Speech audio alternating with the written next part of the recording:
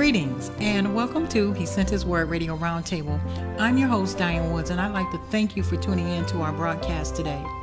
What we're going to be sharing is a book that I've written. I'm going to be sharing for the next broadcast or so on a book that I've written called The Attitude of Friendship. And not only are we going to be having this on our radio broadcast, but as well as our YouTube channel if you like to tune in to watch. Now, I'm going to be going through, like I said, a book that I have written called The Attitude of Friendship. And it doesn't mean the attitude in a bad way. The attitude, the definition of attitude is the position that we hold on anything. It could be anything. It could be food. It could be anything. And I wrote this book based on sometimes we can get a little... In our relationships, we can think that we're one place in this relationship with another person, and we're not really on the same page. I know that communication is the key, and as we're developing our relationships, we really need to know what stage of relationship that we're in. So that's what this book is all about. It talks about the different stages of our friendships, and are we a good friend, or are those people that we know good friends to us? So during this time, I want you to have a journal or something you can write in, because we're going to take names. We're going to write down names, as well as we're going to be looking into really the definition of an acquaintance, someone who is casual, someone who's close, and an intimate friend. And an intimate friend, not in a sexual way, but an intimate friend, someone that we're very, very close to. So I don't want you to judge or just think that you got to throw away people or disband or ignore these people just because you may not fall into this particular category. The goal of this entire broadcast is just to encourage you as the listener or those that are watching us on our YouTube to think about our relationships. We have so many things that distract us, that pull us away, that cause us to be maybe not the best friend that we could possibly be, or just not to think about our relationships or take them as serious, because we have so many different ways to communicate. I really would like to see us communicate more face to face, or more, voice to voice even, and calling and sharing our love with one another. So the attitude of friendship, and it does have scripture references to it. So we're going to go ahead and get right in. As I mentioned earlier, attitude is just the position that we hold on anything. So as we go through this just going through the book, I want you to think about just your attitude, not in a lip smacking, hip, eye rolling type of attitude, but the attitude. What do I think? What are my thoughts on this friend? So I'm going to read first and foremost from Luke chapter 11. I'm going to read verses 5 through 8. This is when a friend came to his other friend to ask his neighbor for some bread. And let's look and see what happened here. It says, "And he said unto him, which of you," and Jesus is speaking, "and he said unto you, which of you shall have a friend, and shall go into him at midnight, and say to him, Friend, lend me 3 loaves, for I have a friend of mine, and his journey is come to me, and I have nothing to set before him.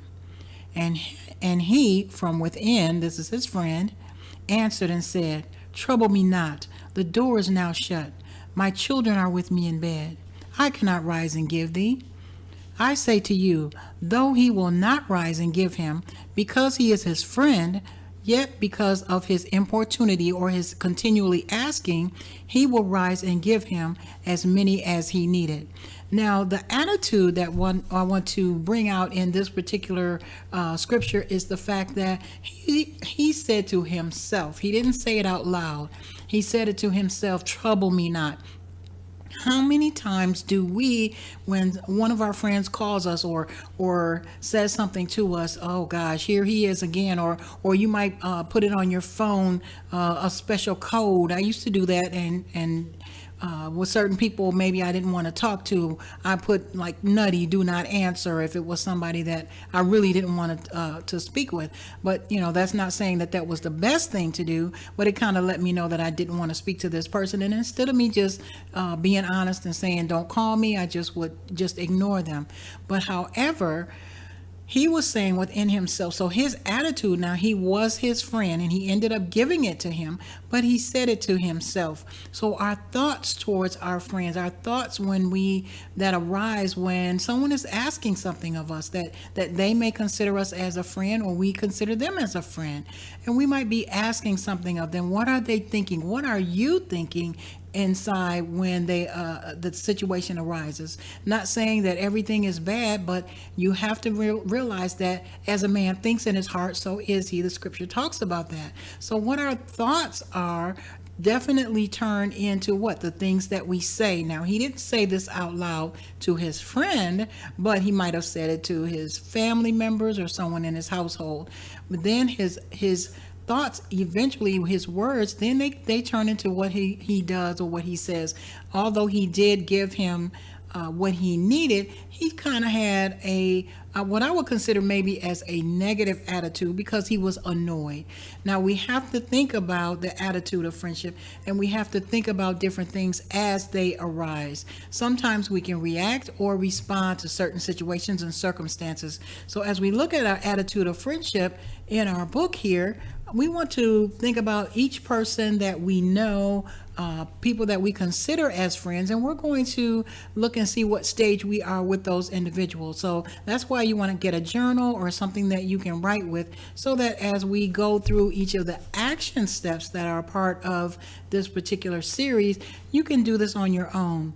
Now, let me encourage you, if you do have a journal and you're writing into something, it is for your eyes only. Do not share it with other people. Don't discuss it. And you can even take this book and work in a group, or work as helping your teenagers understand what friendships are and levels of friendship. But it is really something from the heart and something that is confidential. So if you're doing it with a group, make sure that you're keeping your answers to yourself and it's not open for discussion, the names that you put down on your list. So let's continue on here. Okay, so what is a friend? A friend is an individual that we're connected with by affection or esteem. Now, I am going to be reading directly from the book. Now, John 15:13 says, "Greater love has no man than this, that a man lay down his life for his friends." So a friend is someone that you are actively fond of. So to be actively involved illustrates by your actions, by your deeds, and by your conduct, and by your behavior. So if I consider this person my friend, how do I act towards them? How do I behave? What is my conduct towards them? And we have to be careful, or just mindful. I won't say careful. We need to be mindful of who we call friend, because we can get our feelings hurt from time to time. So I'm going to read from my book here, just one of the paragraphs. I want to encourage you to slow down and find a quiet place. Picture someone in your life you consider a friend. Now picture a companion, an associate, or a neighbor. Do your thoughts of those individuals bring the same feelings of closeness in every affiliation? Excluding or your family members or including them, how did the short experience make you feel? Happy, sad, angry, in love? What difference does it make? So that's why we're going to talk about the different stages of the relationship in our next broadcast. So this is just an introduction to the attitude of friendship. You can find our book or my book on Amazon.com on the online website, or the online Barnes & Noble or Books A Million, or you can click on the link that is associated here. So what I want you to do during this time before the next broadcast is to write down a list of everybody that you know, friend, family, someone that you know. And I want you to just make a list of all of those names. And as we work through the book, you're going to actually see, where does this person fall in my relationship to them? Am I a close friend? Am I an acquaintance? Am I an intimate friend? And you're going to be able to determine, and that's the whole goal. It's not a scientific process. The goal is to help us understand, this person means this to me. If I want to go closer, I can. What do I need to do to get closer to this person? It should be a two-way street. Relationships should always be two-way streets. So I want you to grab a journal, something that you can write with, something that you can keep confidential, as well as we're going to work through each phase of it on our next broadcast. So I want to read another passage from the book. I want you to be yourself. And it reads, our personalities have everything to do with how we respond to others. This is not an I really need to change process. Your relationships need to line up with your personal or personality style. Some people are quiet, some people are loud, energetic, and so on. Some people are try to remake you, but never try to remake yourself based on someone else's evaluation of your personality. You are created with all the attributes required to be you.